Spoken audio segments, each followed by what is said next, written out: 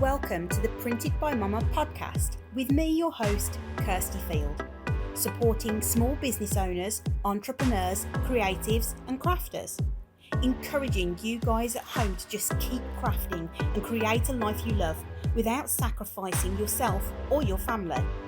Each week I'll be bringing you inspiration, support and guidance on how to turn that hobby or side hustle into your dream job. And I'll be joined by some amazing guests who are already living their dreams. So without further ado, let's get started, shall we? Welcome back, friends. It's your host, Kirsty Field here. Wife, mama, small business owner, mentor, and crazy craft lady. That is me. Welcome back. This is episode 2 of the PBM podcast.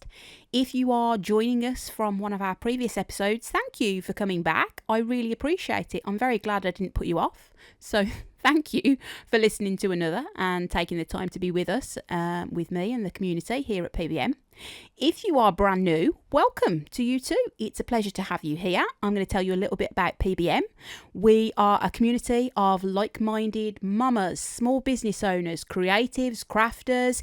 If you don't fit in that standard box, you're going to be welcome here at PBM. We are all about supporting each other's creative dreams and goals and just working towards that amazing life that I know you guys can have and that I'm supporting you on in your journey. So make sure you pop over to our Facebook page, Printed by Mama.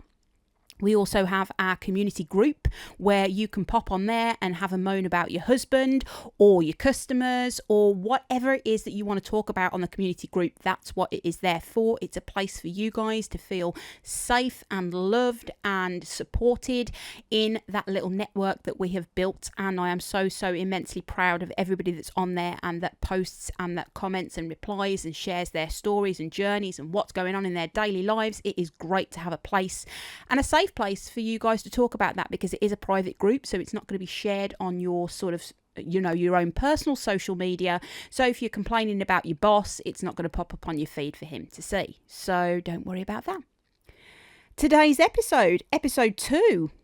Very exciting. Again, we're still in the Star Wars saga with the numbers at the moment. So episode 2 is going to be themed today. Obviously, the first episode that we have was a bit of an introduction to PBM and what it was about and my story and my journey and my background.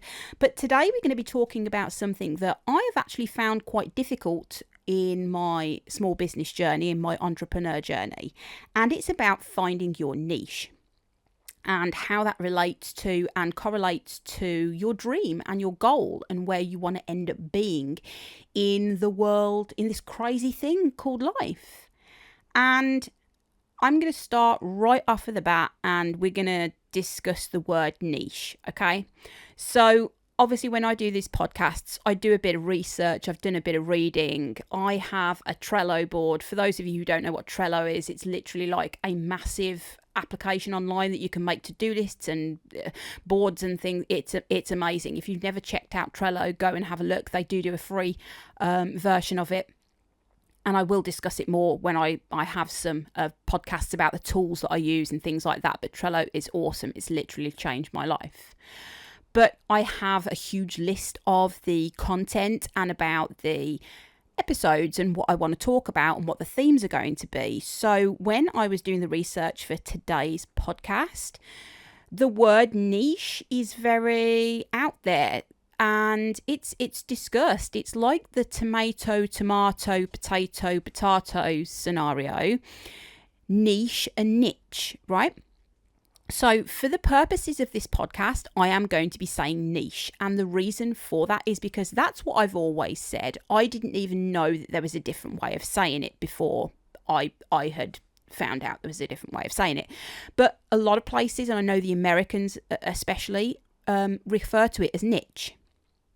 Now, the reason I'm not going to say that is because it sounds weird to me and I don't like it. Niche sort of sounds like words that I associate with being uncomfortable, like itch and twitch and stitch. Those are all uncomfortable things that you don't enjoy. So I'm not going to call it niche because I want you to enjoy finding your niche or niche.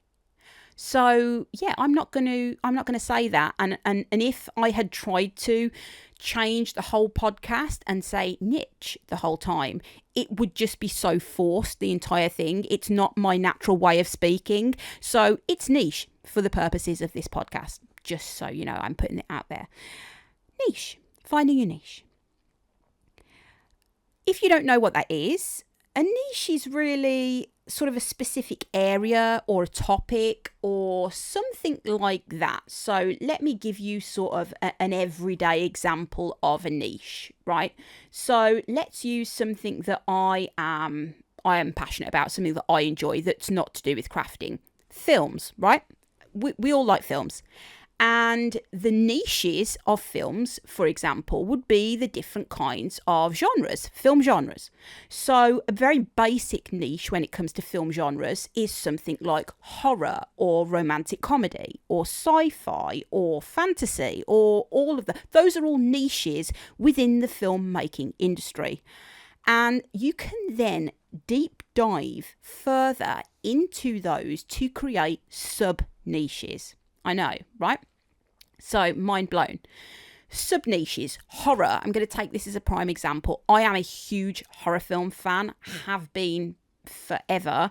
And yeah, I know some people don't like horror films. They do truly get scared, but I absolutely love them. And I'm a huge fan of all the different niches of, still makes me laugh, niches in the horror film world within the franchises. So, let's take horror, for example. You all know what horror films are, right? Now, if I was to say to you something like Scream or Michael Myers, Halloween or, Nightmare on Elm Street, those are what are referred to within the horror genre, the horror niche, as slashers. That's the sub-niche within the niche of horror films.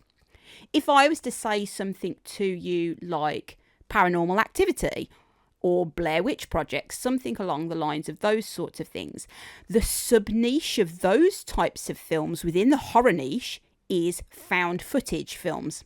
Found footage films being that you have a lot of these shots that are set up like it's a video camera and it's been found, and we're watching the footage that these people filmed of themselves running around in the forest or running away from the paranormal activity that was happening in their homes, and it's recorded footage that we're then watching. So you can see in that example, you may think that's a bad example, and if you don't know anything about horror films, probably what I've said for the last few minutes will make absolutely no sense to you whatsoever. But using that example in everyday terminology is the best way to explain it to you if you don't understand how niches and sub-niches work. And you can really dig down even further than that and have sub-niches within others and within other, and it can go on and on and on. So now I'm going to give you an example within the crafting industry so that you get an idea of how you can sort of look at the niches from that perspective, right? So let's take candle making. Something that I've had some experience in, you may have had. If you haven't, I am sure at some point in your life you will have come across a candle in some way, shape or form. That may have been a nice candle that you have for, that somebody bought you along the lines, or that you've seen in someone's home, that you've seen in a store. It may even be something as goddamn simple as a birthday candle, right? So candles, that's the the sort of goal. That's the initial. That's the top of the tree where we start, and then all the sub niches and niches underneath are going to be all the little branches that come off that big tree trunk of being candle making, right? So you're going to look at that very first branch, that very first niche that you want to go down, candle making, right? What candle making is it? What is it about candle making that you want to do? What do you enjoy? What is your passion? How does that inspire you? What kind of candles do you want to make? Those are your niches. That's where you're going to be moving into. That's what you need to decide on in terms of where you want to move to your business. Now, I'm not saying you've got to decide that right now, okay? I'm not saying that you've got to sit down with a pen and paper right now and go, okay, Kirsty, I am going to decide my niche, my sub-niche, and my other 20 sub-niches that come off of that, and I am only going to do that. I'm not telling you to do that. And I don't think that's a healthy way to work in business. But having a specific idea of what your niche is and how that relates to your business and your goals and your hopes and your dreams is going to help push you forward. It's going to channel all that energy into those things. I'm going to talk about it more in a minute, but I really, really struggle with that, right? And I'm going to give you some tips about how I try and do that, because like I said to you in previous podcasts, I am a jack of all trades, and me trying to narrow me down is very, very difficult. You know, trying to tie me down is hard. It's really hard trying to get me to focus on just one thing. But that's the way to move forward with business, and you do need to become a master at the things that you want to do in your business, because you can sometimes overwork yourself, overdo yourself. You know, Sainsbury's, Tesco's, Asda, Aldi, John Lewis, many of the stores are available, Primark, they don't sell everything. There's a reason that they don't sell everything. They sell a lot, but they don't sell everything. They don't stock everything in the entire world. There is a reason for that. And that is to do with the niches. That is to do with their brand. That is to do with the message. That is to do with their belief system. That is to do with why they want to do what they do. You know, don't think that when somebody approaches one of these supermarkets and they have a product, they're going to sit down, that supermarket chain are going to sit down and go, does this match our brand morals? Does this match our brand message? Does this match our beliefs? Is this something that we think our customers would like? Does this match any of the products that we've got? Is it too similar? Is it dissimilar? Is it in our niche? And that will make the decision for them as to whether or not they're going to stock that item. So that is from the flip side, you're not going to be having people potentially, I mean, you may have people come to you with their items that they want you to sell, and you would have the same process. But let's go back to our candle making example. So candle making is your tree trunk. That is going to be your product or your thing. That's going to be your thing, right? Candle making. It may not be candle making. Your thing may be a hair salon. Your thing may be jewellery making. Well, I can only think of craft examples. Your thing may be opening a nursery to look after kids. Your thing may be having a gardening business. You know, your thing can be your thing, and you just need to decide on the tree trunk firstly. You need to pick the tree. You got to pick the tree. You got to go with pine or cedar or oak. You got to go out there and pick that tree, right? Once you've done that, then you're going to start looking at the branches, and then you're going to look at the twigs, and then you're going to look at the leaves and the fruits and the flowers and all that jazz that comes into it. So that is then narrowing down on your niches and your sub niches. So back to the candle making example. Candle making is that trunk, right? You've got the different branches that come off of that, and those branches, that's going to be what supports all those twigs and leaves and berries and all the rest of that crap that's on the tree, right? So your branches have got to be a very strong part. Those initial niches have got to be a very, very strong part of your business ethos, right? So candle making, what part of that do you want to go down? What route do you want to go down? What branches do you want to have? If you decide that you are going to do candle making and that you are going to make tea light candles, right? That's going to be your branch. Your branch is going to be tea lights. That's only thing that you're going to focus on, tea lights, right? For those of you who don't know who tea lights are, I better just quickly explain. Tea lights are the little, like small, sort of 5-6 centimetre round candles. They usually come in either plastic, they call cups, or metal cups that have the little wick sticking out, and they're tiny, and they tend to last about 4 hours burn time. And you know, they can be scented or not scented, and they can have stuff on the top of them or whatever. And they usually come, you know, if you go to IKEA, you can buy packs of hundreds of them for like nothing. But they also come in smaller, you know, nice scented packs and stuff. And you have to put them in a burner. So you would put them into either an, you know, sort of a ceramic burner or in a little holder or something like that. And they burn down, the wax burns down within the cup, and then you obviously recycle the cup, because that's what we do now, we recycle. And that's what a tea light is. So you decided that your trunk, Your thing, your tree is going to be candle making. And your branches are going to be tea lights, right? That's all I want you to focus on for now. Now, any of you that know candles and candle making as a business, or, have ever owned a candle, will know that there is more than tea lights, right? You could choose a branch that was going to be jar candles, the ones that come in the very famous Yankee Candle ones that smell amazing, that come in the glass jars. You could decide that you are going to do wax melts, okay? Again, completely different branch. You could even have that as a separate tree to candle making and wax melt making. But for this example, I'm just using it as a branch, okay? You could say that you want to do tin candles. So they're slightly smaller. They're above tea lights, but they're below jar candles. You're then going to sub-niche off of your tea lights. So your next sub-niche after that is going to be the materials. What materials are you going to be making those tea lights out of? Again, if you don't know much about candle making, this probably won't mean much to you, but I'm gonna be as open about it as I can and give you some info so that it hopefully makes sense. If you make anything and use materials, you will know that there is often the option of using different kinds of materials to get the same result, okay? And candle making is exactly the same. So wax. There are different varieties of wax that you can use, and all of them have different attributes and, positives and negatives to using them. There are different costs involved. There are different burn times involved. There are different ways that the scent can be taken within the wax and the colour can be taken within the wax. Some are more environmentally friendly than others. There are loads of different attributes to all of these waxes, and why you would choose one over another is completely individual and personal to you.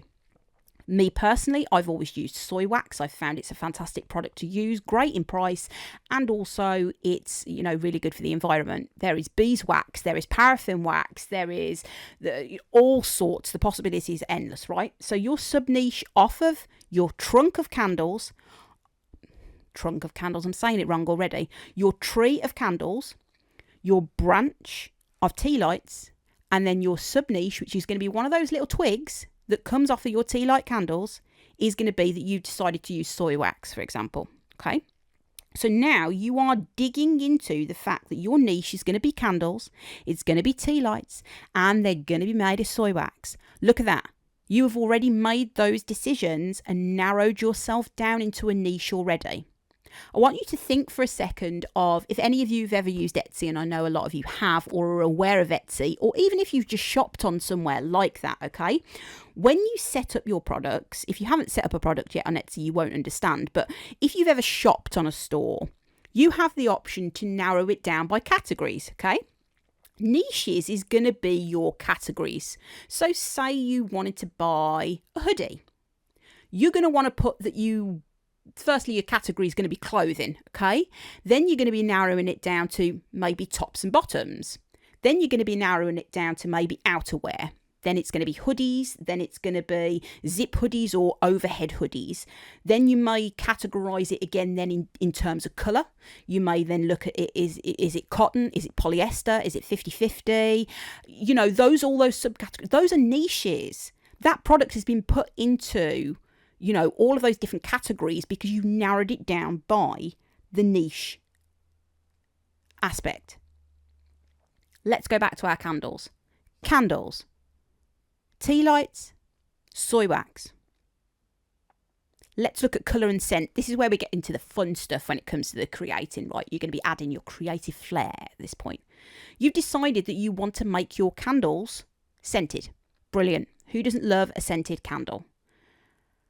Scents, fantastic, great. Scented candles, that's another aspect, that's another tick in the niche market of candles that you have just put because yours are scented. So that takes you out of the niche of unscented candles, right? Colour. You've decided that you don't want to colour your candles. You're going to keep them that glorious ivory colour that comes naturally from soy wax. Great. Again, you've niched yourself out of the fact that you're going to be having coloured candles. You're now in the non-coloured candles, but they're scented. Scented non-coloured candles, okay? So you've come out of that niche as well. You've then decided that you want something different with the scents that you do. Okay, and this is where we start to move into the next phase of finding your niche, where we really delve into your passions, into your interests, and into the existing skills that you already have. Okay, again, we're sticking with this candle example. Stay with me, it's going to make some sense now. Let's say years and years ago, 10 years ago, you did a course, right? And your course was on horticulture, and you learn about gardening, and you learn about flowers specifically, and you really enjoyed learning about the different flowers, you know, how they grow, how you maintain, how you take care of them, etc. And that course or YouTube video or whatever it was that you did, that you learnt about and you self-taught and you found out about, you gained knowledge, skills, expertise about flowers, you then took into the remit of looking into doing aromatherapy and how the scents of certain flowers and plants that we have can help you with your mental and physical health. Okay? Now, you may not have linked that skill with your candle making, but this is where your niche comes from. Okay?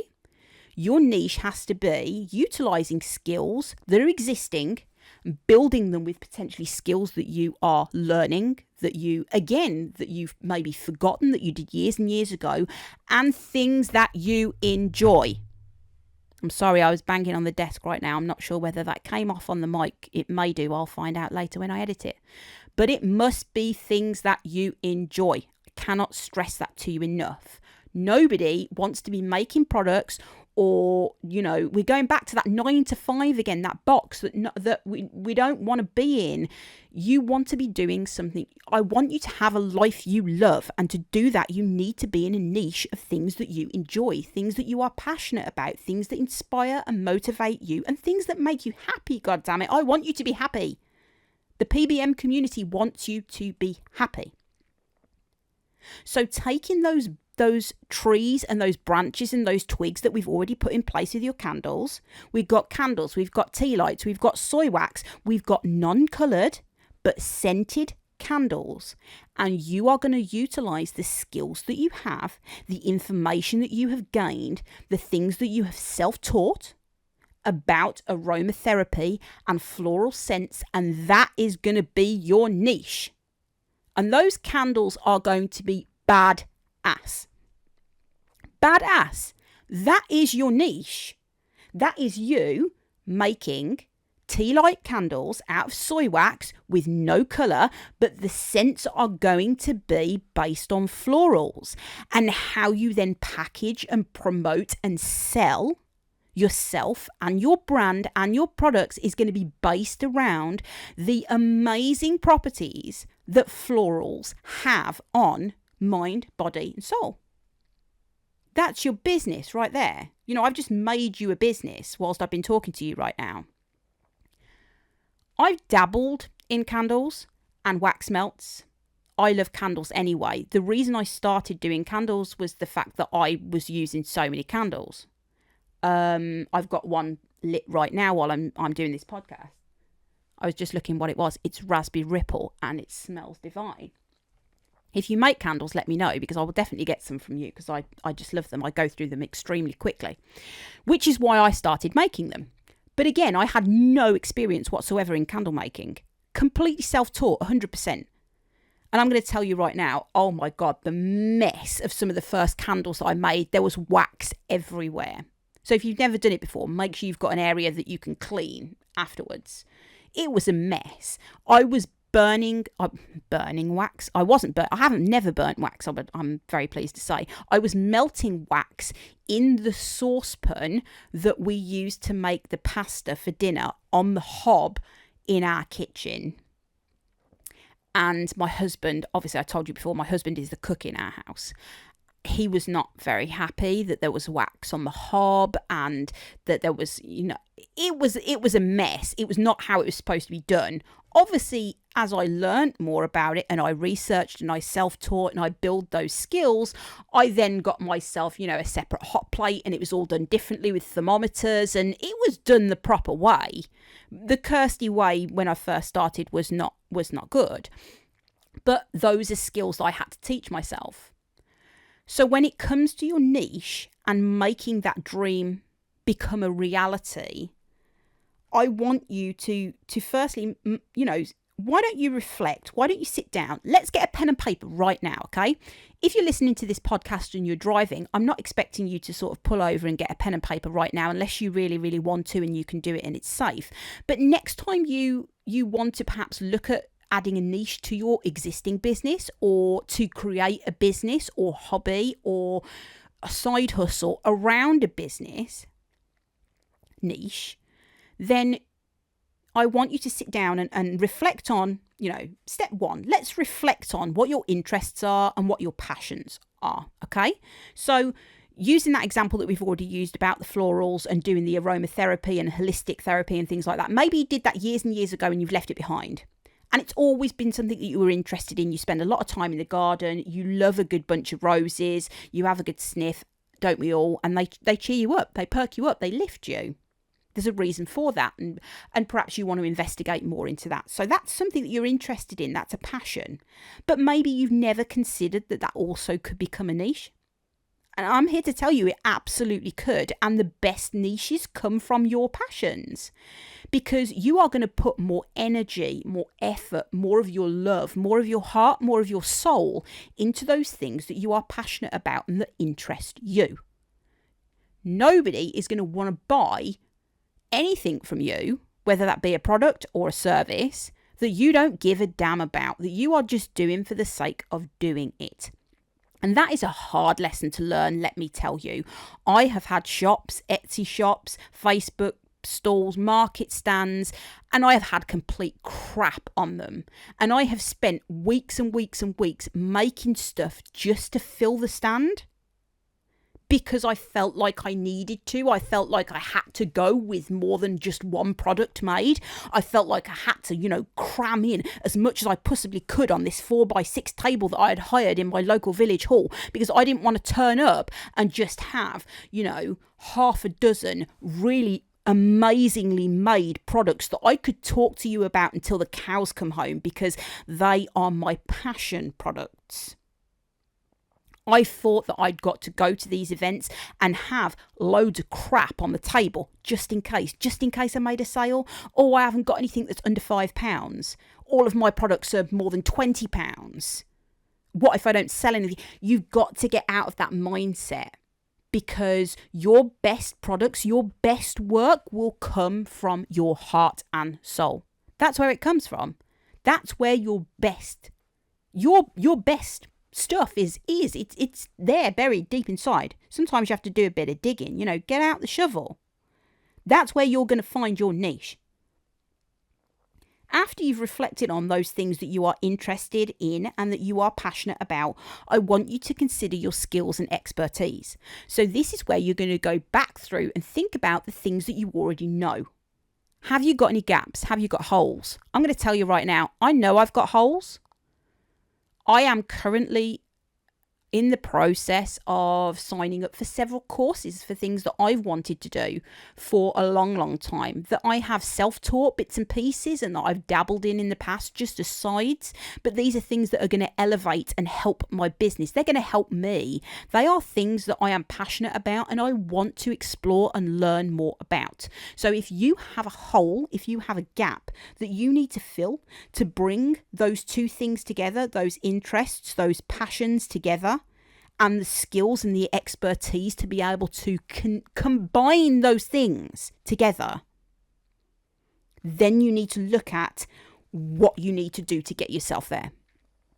And there is some amazing places to go, and it doesn't cost money. I'm talking about doing courses. They're going to cost me money. I've got to pay outright for those things. That's going to cost me money to become certified in those things that I want to become certified in, because I would like to gain a qualification for the time and effort and passion that I have in those things, and that then will reflect well on me and well on my business. But you don't have to do that. Like I said, everything that I have learned in terms of the skills that I have for crafting, all the crafts that I've done, the vinyl work, the sublimation, the candle making, the baking, everything that I have done, I have self-taught. And in a lot of ways, I think that can be such an amazing, because you will never get the satisfaction like you get when you've got it.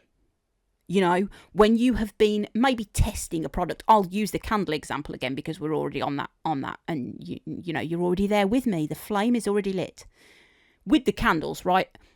I watched one YouTube video, went out and bought a load of stuff and had a go. That's Kirsty's mentality, really. I'm going to give it a go. I can make that. That's my turn of phrase.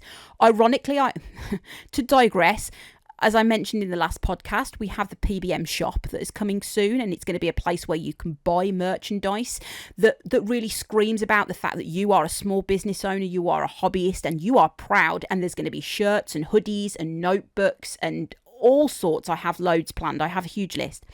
And one of the shirts that I have made literally says, I can make that. Because that is my mentality. That is my catchphrase. I can make that. Because I'd got to a point with my crafting that I was so confident that if I couldn't make it right the first time, I would bloody keep going until I could. And that's exactly what I did with candle making. I got all the stuff, I had to go. It turned out like a big waxy crappy mess. And if I'd tried to light it, Lord knows what would have happened. But I kept persevering. I kept trying. I looked more on YouTube. I read up about the things. I went out and did, research and I read more. I watched more. I learnt more. And I filled that gap in my learning and in my skills and in my expertise until I'd mastered it, and I could make a candle that I could actually light and enjoy, and my family could enjoy, and I could give away to people, because that's what I do with most of my craft stuff that I make. I end up giving it away. So reflect on your interests and passions, write a list, get some things down on paper of the things that interest you and what you are passionate about. And it doesn't have to be making things. Are you passionate about horror films, like we already talked about? Are you passionate about the garden? Are you passionate about travel? Are you passionate about, taking care of kids? Are you passionate about pets? What are you passionate about? What do you love? What makes you tick? What makes you happy? Because what makes you happy is going to make your customers happy. Then step 2 is considering those things that you've already got a skills and expertise in and what you don't have, and filling that gap and getting out there. Think about anything that you've potentially developed through your own personal experiences, not necessarily professional. It doesn't have to be a course or a qualification or anything like that. Did you spend a summer taking care of the next door neighbour's kids when you were younger because they hadn't got any childcare, and you really, really enjoyed looking after them and making activities for them and things like that? That wasn't necessarily to a point that it was a professional expertise at that point, but it's something that, that was a skill that you had, and you naturally had that skill. You didn't have to think about it. You kept the kid alive, right, for the whole of the summer holidays, and then their parents came back every day, and the kid came back every day because they enjoyed being with you. That's a skill. Some people hate kids. Some people can't hold a conversation with kids because that's just not on there. That's a skill. And you've got more of them than you realise. And I want you to have a good, hard think. And we don't give ourselves enough credit. Do you know what I mean? I am the worst one for this. And I can't remember how many weeks ago. I think it was about 4 or 5 weeks ago. I put a post on my own personal Facebook page. This was before PBM got started. And I put a post on my own personal Facebook page, shouting myself out, bigging myself up, right? I think I'd had a glass of wine, so I was a little bit merry, because I wouldn't usually do this off my own back. But I had decided, you know what? I am going to shout myself out because I bloody deserve it. And I went through my Facebook and I picked loads of pictures, and I picked loads of pictures on my phone of things that I'd made, right? Over the years. Crafts that I'd made. There was clothes that I'd sewed. There was candles that I'd made. There was fudge that I'd made. There was things that I'd sublimated. There was notepads that I'd made. There was a picture of my published books, children's books that I'd written and published myself. There was loads of different things.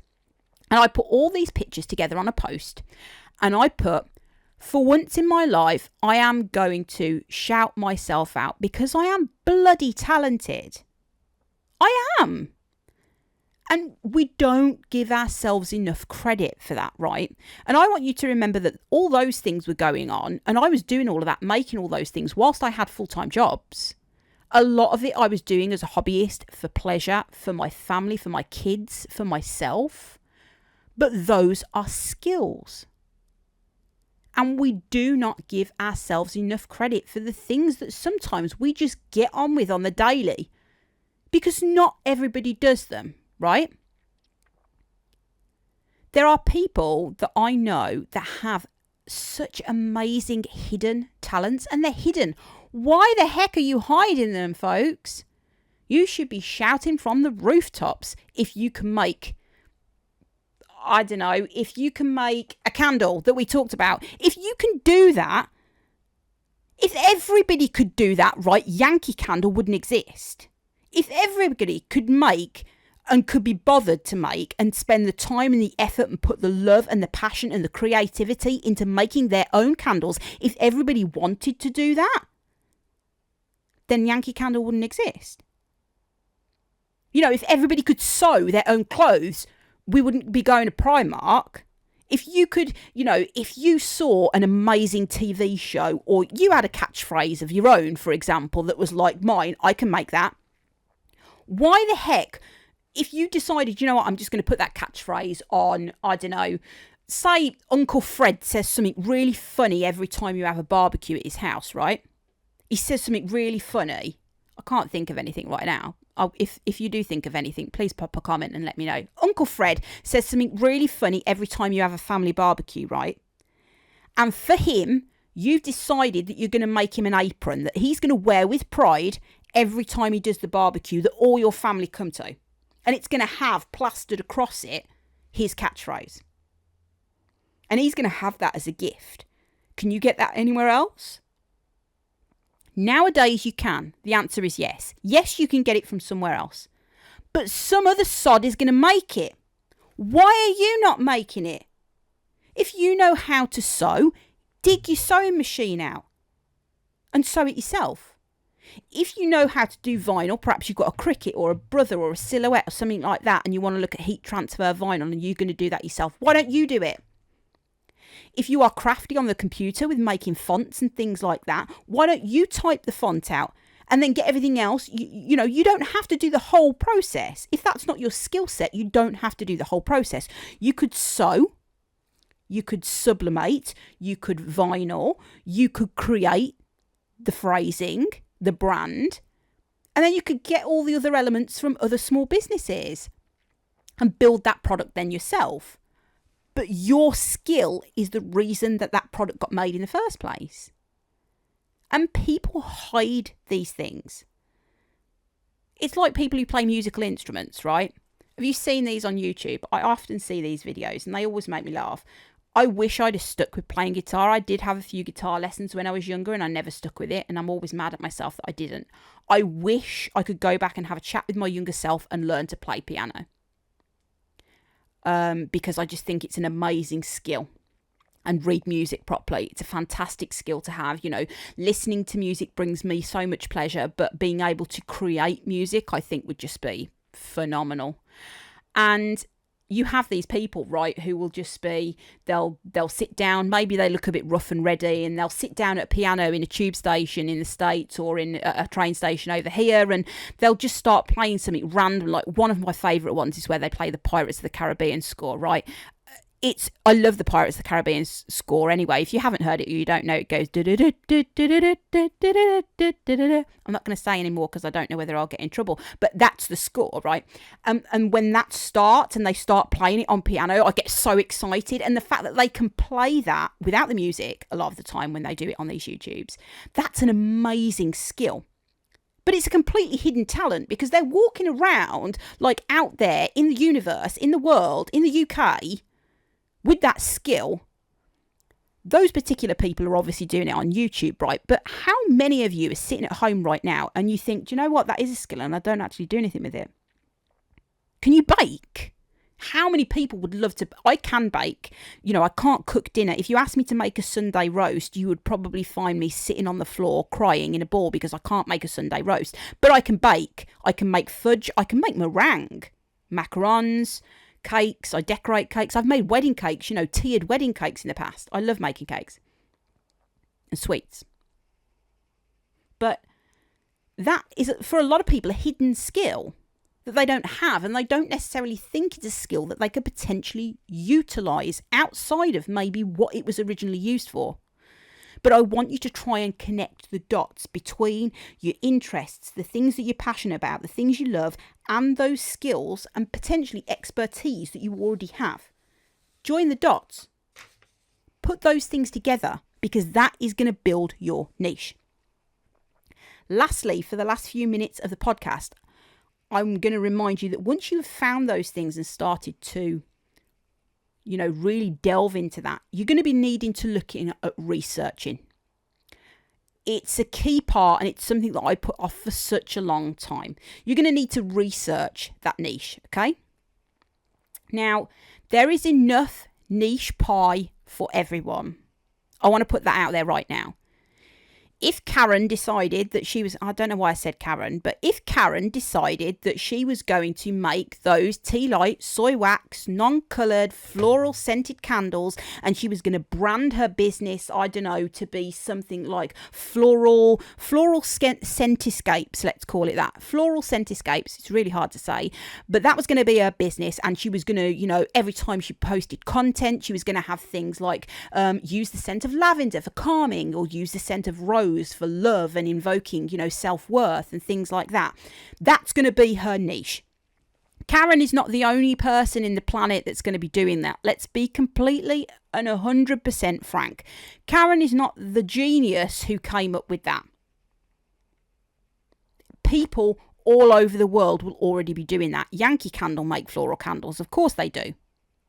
But the difference between how Karen does it and how Yankee Candle do it and how Uncle Frank would do it and how I would do it is the way that she will do it. And that comes from her. That comes from you. That passion is going to be the difference between Karen and Yankee Candle. Because they churn out those candles in a factory, and they may put somebody who works in a completely different place in marketing in an office somewhere that's nowhere near where they make the candles will have been told, we're going to make a lavender candle, will you please write some spiel, some crap for us to put on the back of the candle and on the website about it that we can use to promote it. And that person will probably know nothing potentially about florals, but they will have to research that, and then they will make that, because their niche, their skills will be in writing content, marketing content and things, branding. That's what their skill will be, not necessarily on the fact that they make candles themselves or that they know anything about the floral scents that are being used in that particular candle, but they're using their skills to turn that all around, right? But they will have researched all of that. Research is important. You're going to have to go out there and look at potentially your competitors and have a look and see who else is doing what you do. What are they doing brilliantly? What do you not think they're doing brilliantly? And that is more important. When you look at somebody else who's potentially doing something similar or doing something the same as what you're wanting to do with your niche, you've got to stand out. You've got to stand out, because you're going to get swallowed up by the market of other people that do it, right? But your passion is where that comes from.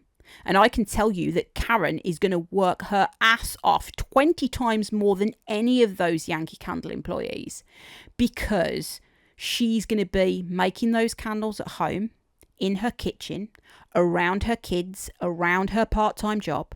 She's going to be able to tell you exactly how long each candle took to make, the effort that went into it. She's going to be sitting there making her logo on Canva. She's going to be printing those stickers off on her Cricut. She's going to be hand attaching them all to the candle packaging. She's going to be able to tell you exactly why she put those 2 scents together, because they mean something specifically, and she did the research and she's got the experience and she's found out that lavender has been used in X, Y, and Z in terms of, throughout the history of time. She can tell you the history of a particular scent or flower or how it's been used in history in the past for healing and well-being, and and that's the passion talking that comes out. When those people at Yankee who work in the offices just write the spiel about the candle, they're not passionate about that candle. They don't give a crap. They're just doing it because they're paid to do it, because they're in the 9-to-5 box. They're in that box that we ain't in. So research is really important.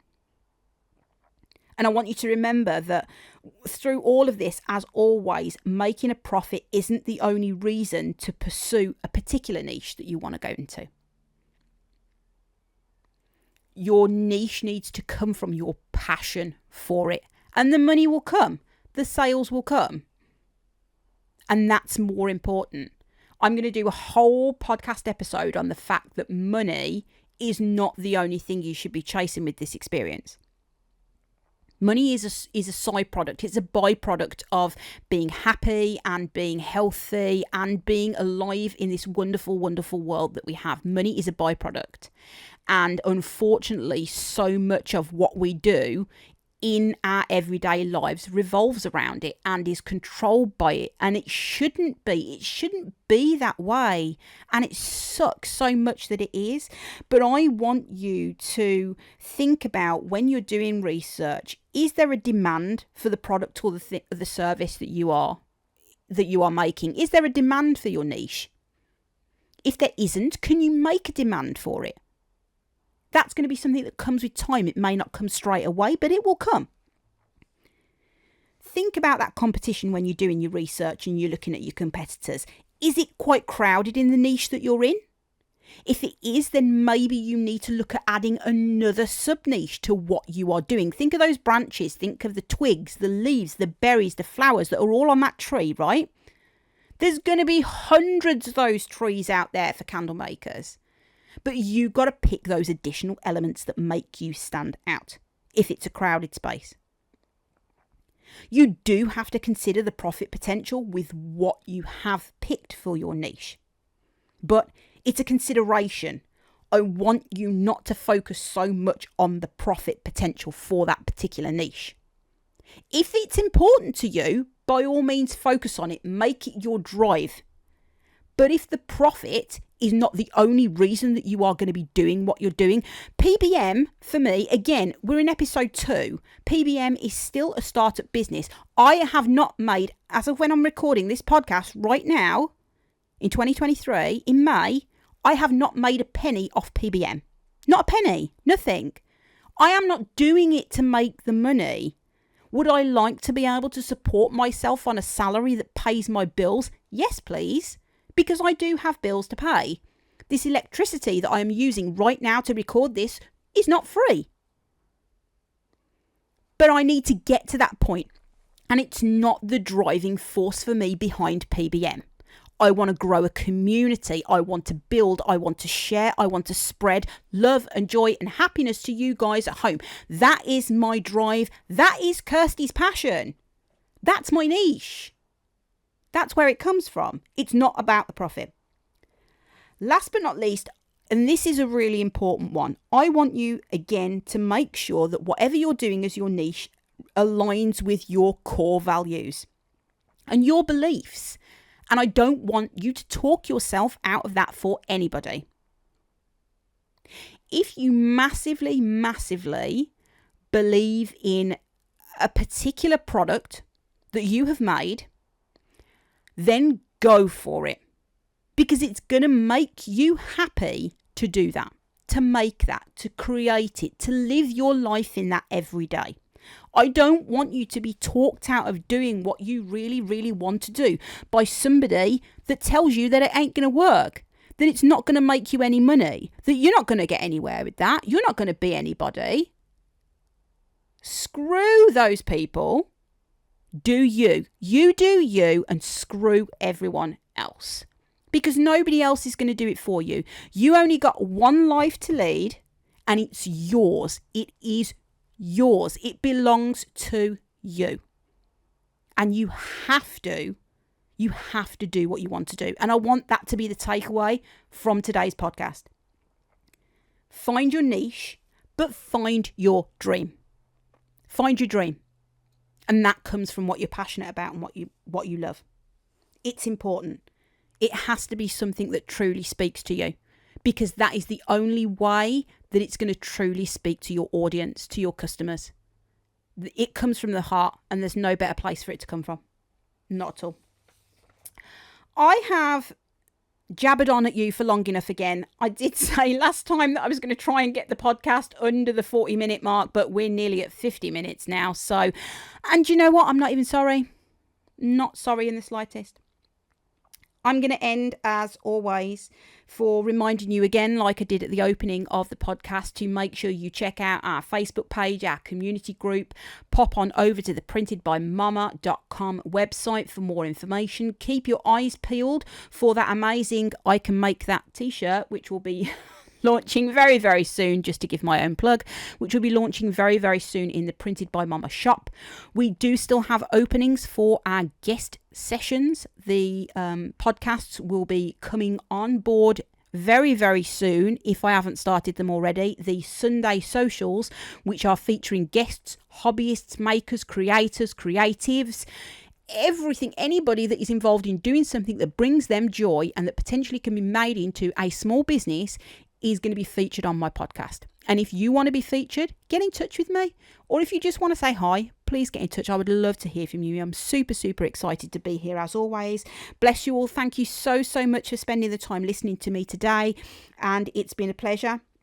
Just want to remind you, as always, just to stay creative. Just keep working towards that dream life. Take those steps one at a time, day by day, minute by minute, and we'll get there. We'll get there together. Pop on over to the community if you want to talk, and we look forward to seeing you very, very soon on the next one. Take care now, guys. Bye-bye.